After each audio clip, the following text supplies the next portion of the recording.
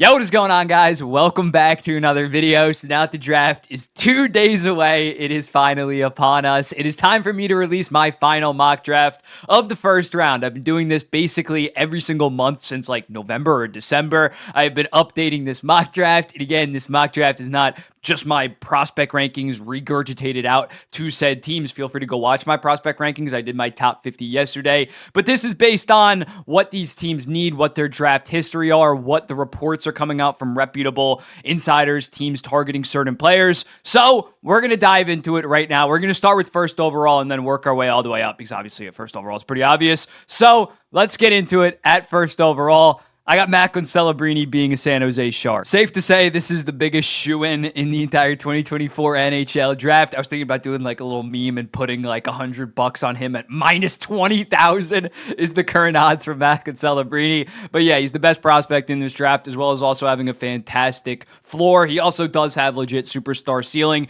Killed it this year at Boston University. San Jose locks it up. Yes, they have Will Smith, but Macklin Celebrini is a can't-miss kind of prospect. Not generational, but definitely a can't miss level prospect. So they form the best 1-2 center combo down the line in the entire NHL by locking up Macklin Celebrini on top of having the 14th overall pick, on top of having Quinn Musty, Colin Graff, William Eklund's a guy that I really like. They are trending in the right direction, especially after landing a potential future superstar center. At second overall, although I don't agree with it, I am going to be going with Artem Leshinov to the Chicago Blackhawks. I think they should go with Demidov. I'm not like some other people saying that it's like the biggest atrocity of all time. I don't think that Demidov is a Celebrini level guy, although he is my second best prospect and by a decent amount. I still understand why the Chicago Blackhawks are going to be going with Artem Leshinov here. You look at it, Bedard looks like a generational talent, looks like he's going to live up to being eventually a top 5 player in the entire NHL. The defense, there's some solid pieces there. I think Kevin Korchinski can be a very good offensive defenseman, top pair guy, as well as Alex Vlasic, very good defensively. But Artem Leshinov, I think, would without a doubt be their best young defenseman going forward and has potential to be a low-end number one or just a high-end two-way guy for the Chicago Blackhawks. Again, 35 points in 38 games this year at Michigan State. Very good in the USHL the year prior. I don't love this, but as long as it's not like Carter Yakimchuk on draft night, it's not another disaster. People need to take a little bit of a breather when it comes to this. Leshinov is still a fantastic prospect in his own right. He's my number 5 prospect overall. At third, this one's a one that I kind of just straight up don't agree with. Anton Silyev to the Anaheim Ducks. This is the betting odds are like minus 120 right now for Silyev to go right here. So I'm going to pick it. I'm going to pick it when looking at it. I understand why Anaheim would go more so defenseman here, especially a defensive defenseman like Anton Silyev compared to maybe one of the forwards. Their forward core is absolutely loaded going forward. When looking at it, Trevor Zegras, I shouldn't have started with Trevor Zegras, but Leo Carlson, Trevor Zegras, Mason McTavish, getting a guy like Cutter Gauthier, especially after shipping out a young guy like Jamie Drysdale. I understand them going defense here. I personally would go with Perrick, Dickinson, or especially or Zeev Boyum instead of Anton Silyev here. But I definitely understand why the appeal of a 6'7" Russian defensive defenseman that skates the way that he does. I understand the appeal for Pat Verbeek. I have my severe question marks about his offensive game, but when you have Pavel Minchikov and Olin Zellweger as your offensive defenseman of the future, I do understand the fit here, although I don't really like the overall pick in the overall prospect. He's still my number 12 prospect. I don't hate him, but I definitely would go more so of a higher upside guy offensively for the Anaheim Ducks. At fourth, this is where I kind of start to veer off the odds-on favorites, and I'm going to be going with Ivan Demidov to the Columbus Blue Jackets. Right now, Caden Lindstrom is the favorite at like minus 150 to go to the Columbus Blue Jackets. I'm going to switch things up. I'm going to go with Ivan Demidov here. When looking at him, obviously a fantastic prospect, and when looking at Columbus, although Kakalainen isn't there anymore, this team got a lot of Russians, especially a lot of young Russian forwards. Kirill Marchenko, Dmitry Vornikov. I'm blanking on it, but I think they have another one. So I think they're going to go add another high-end offensive talent like an Ivan Demidov. When looking at it, one of the best, arguably the best playmaker in this entire draft. I think Don Waddell just picks the best player available, and in my opinion, in this spot, Ivan Demidov is the best player available. Although Caden Lindstrom, I think, would also be a fantastic pick for them for him to fall to number 4. Caden Lindstrom is my number 3 prospect after Ivan Demidov. I'm going to go with Demidov. I'm going to veer off. I didn't want to just be like the 1 through 5 that's kind of being predicted by everybody right now. I want to switch it up a little bit, and it's not like these are like heavy favorites. Lindstrom's 190. Demidov's like plus 300 to go 4th overall. So I'm going to go with Demidov here, which means at 5th overall, I do not see a world where the Canadians do not select Caden Lindstrom at 5th overall if he is available there. Just so much offensive upside. 6'4", 210 pounds, skates the way that he does, finishes the way that he does. The twin towers of Caden Lindstrom and where am I blanking? Uri Slafkovsky would be fantastic for the Montreal Canadiens. He has legit game-breaking potential. They're obviously not going to go with a defenseman here, and at this spot at 5th overall, Caden Lindstrom would by far be the best forward, best forward available at this spot. I think Kent Hughes runs up to the mic and selects Caden Lindstrom, and that would be a fantastic pick by the Montreal Canadiens. At 6th overall, starts to get very interesting. I think Utah is going to go with a defenseman, and that defenseman they're going to go with is Zeev Boyum. When looking at Boyum, I think that Utah would be more willing to pick him. You look at it, some familiarity. I'm sure they saw him a lot at the University or Denver University. Which one is it? Denver University or University? Doesn't matter. But I'm sure they got a lot of scouts out to his games when he was playing at Denver this season. So offensively productive, and he just has a shit ton of offensive skills as well as high IQ. So I think they go with a guy like Zeev Boyum, especially after last year taking more so of a defensive defenseman with Dmitry Simashev. So when looking at it, I have Bill Armstrong taking Zeev Boyum at 6th overall, and they're kind of set in terms of their future 1-2 punch in terms of defensemen. While also having Sean Durzi, they're going to go defenseman. I got Boyum. At 7th, mixing it up, Ottawa Senators taking Sam Dickinson. When looking at Dickinson, yes, he is a left shot defenseman, so there are maybe some concerns with the Ottawa Senators in terms of the fact that they already have Sanderson and Thomas Chabot on top of potentially trading Jacob Chikrin. But I think Dickinson is more so the pick here for the Ottawa Senators than, say, a high-flying Zane Perrick. I think that they bet on the more so reliable two-way guy. Kind of can be a Walmart version, not a Walmart, but like 80% of what Jake Sanderson is turning into right in front of our eyes. I'm very high on Sam Dickinson. He is my number 3 defenseman ahead of even Zeev Boyum. So I think this would be a very solid pick by the Ottawa Senators, which means at 8th to the Seattle Kraken, I think Zane Perrick goes here. I think the Seattle Kraken badly need real difference makers. Right now, their team, there's no serious. I like Vince Dunn. I like Jared McCann. They are not high all-star, all-NHL level talents. I think they need to take a swing with this pick this season, this draft. So I have them taking Zane Perrick, 33 goals, 63 assists, 96 points in his OHL draft year, the most by a defenseman in the 21st century. When talking about this Seattle Kraken team, I think defense is clearly the pick here, considering they have Matty Beniers, Shane Wright, Jagger Firkus. Last year they took Edward Chalet here. So I think they got to go defense, and they got to get a high-flying offensive kind of talent. And Zane Perrick really fits that mold for the Seattle Kraken. At 9th, I'm putting it here. I don't care. I'm putting Tej Aginla to the Calgary Flames. I know that this is kind of basic, but when looking at it, if all the top defensemen, the top 5 defensemen are off the board at 9th overall, I think Calgary will go with Tej Aginla, especially if Demid or Lindstrom are off the board. I think that Tej Aginla would genuinely be like the right pick here, although I'm higher on a guy that's going to go later that's ahead of Tej Aginla. I don't think they're going to take Consta Helenius here. I think Tej Aginla is a very, very good prospect, my 10th best prospect in this draft, so this would not by any stretch be a reach on them just because he's Jerome McGinley's son. Tej Aginla is a very good prospect, and you don't have to worry about him wanting out down the line, considering his dad is a franchise legend there. He grew up in Calgary. It's a fantastic fit. I would love this pick for the Calgary Flames. This would be a home run for them at 9th overall. At 10th overall, I have Constantinius going here to the New Jersey Devils.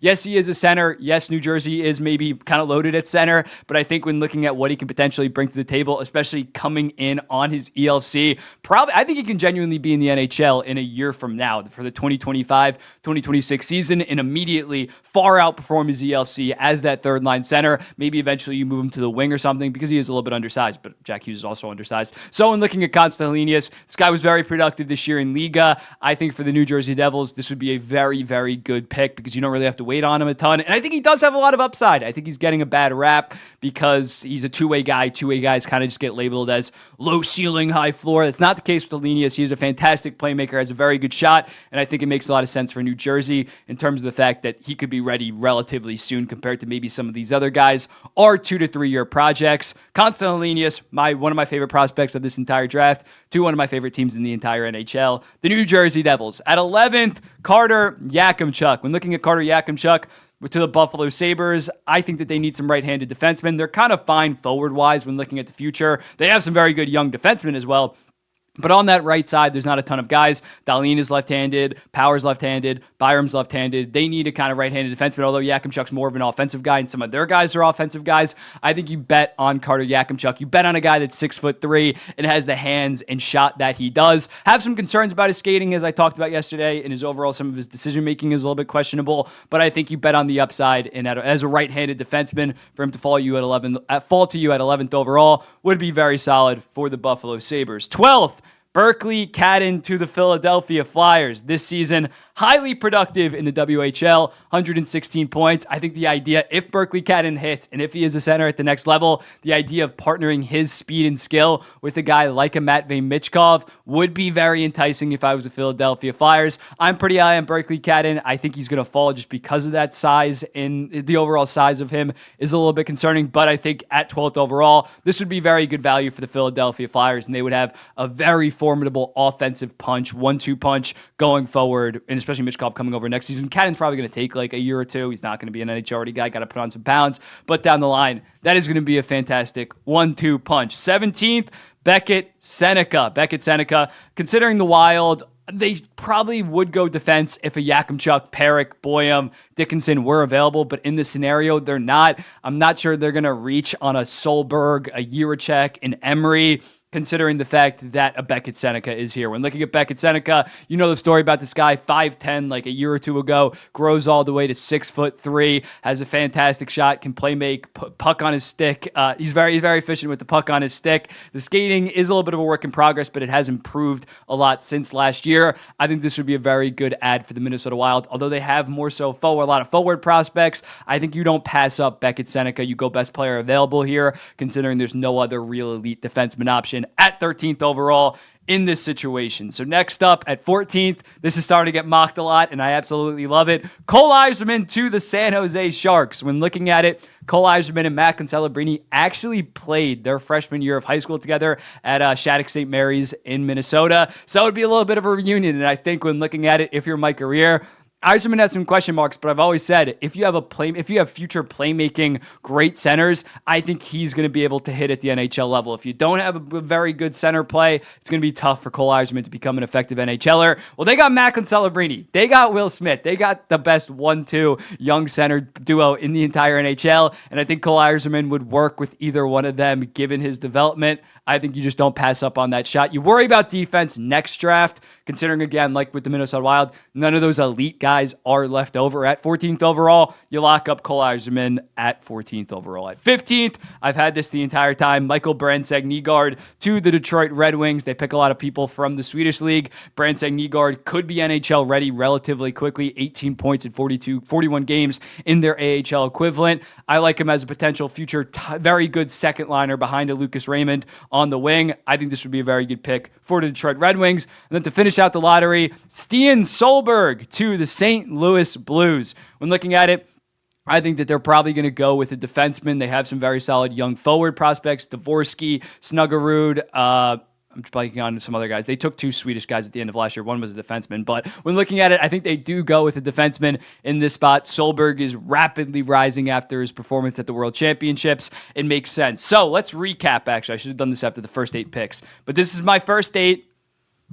And this is my 9 through 16. If you're thinking, oh, what did he say for the 12th overall pick? I forget. This is it. Now we're getting out of the lottery. Now we are going to 17th overall. And at 17th overall, I have the Washington Capitals selecting Trevor Conley. I think the Caps are going to prioritize high offensive upside, a guy to potentially play one day with Ryan Leonard. They're not going to be picking high floor guys like, say, an EJ Emery or something like that. Be aggressive. Trevor Conley led the entire USHL in points per game this season. Well, he's behind James Higgins, but Higgins played like half the season because of the U.S. national team. But when looking at it, Trevor Conley is such a dynamic player with the puck on his stick in transition. I think the Capitals take a shot on him, even though there is some baggage off the ice with Trevor Conley. At 18th, Igor Chernyshov to the Chicago Blackhawks. They need some more physical, bigger guys, considering they've drafted a lot of skill, smaller guys, like a Connor Bedard, like a Frank Nazar. So I think Igor Chernyshov, given his high-end potential with his overall physical package that he brings to the table, I like this pick for the Chicago Blackhawks. 19th,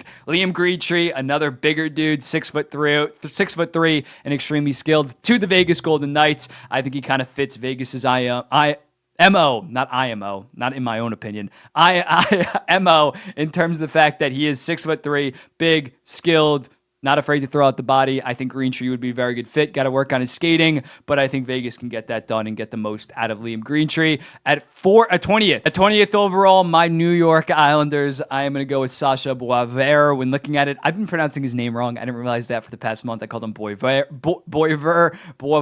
When looking at him, very solid this year in the USHL for the Muskegon Lumberjacks. I believe I'm pronouncing that right. 38 goals, 32 assists, 68 points. Plays kind of like a pro style of hockey, has a very good shot. I think this is a New York Islanders kind of player. Do I think the New York Islanders are going to keep this pick? It's honestly like a 50-50, but I don't want to like factor in a trade and kind of screw things up. But if they're picking here, I think they're going to pick a guy that has a very good shot and can be NHL ready in a year or two. And I think Boisvert kind of embodies that. At 21st overall, Michael Hage to the LA Kings. Similarly to the Washington Capitals, they got to get faster. They got to get more explosive. Michael Hage really fits that bill. One of the best players in transition in this entire draft. 33 goals, 42 assists, 75 points in 54 games. Very quick player. I think he'd be a solid ad for the LA Kings that are most likely going to go with a forward. 22nd overall, Adam Jiricek to the Nashville Predators. He's slipping a little bit, I think, in recent mock drafts. I think Barry Trotz bets on the potential with a guy like Adam Jiricek